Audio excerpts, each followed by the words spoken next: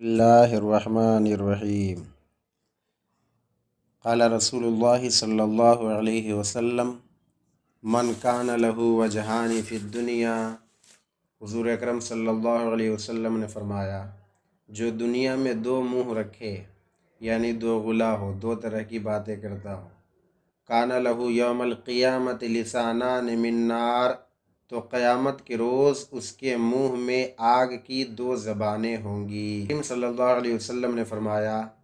ان شر الناس ذو الوجہین، دو منہ رکھنے والا شخص انتہائی برے لوگوں میں سے ہے، ایک کے منہ پر جا کے کچھ کہتا ہے اور دوسرے کے منہ پر جا کر کچھ اور کہا کرتا ہے۔ نبی اکرم صلی اللہ علیہ وسلم نے فرمایا، ایک روایت میں ہے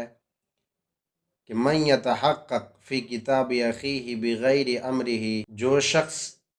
اپنے مسلمان بھائی کے خط میں اس کی اجازت کے بغیر غور و فکر کرتا ہے یا اس کو پڑھتا ہے، فکأنما یتحقق فی النار، تو گویا کہ وہ جہنم یعنی آگ میں جھانک رہا ہے۔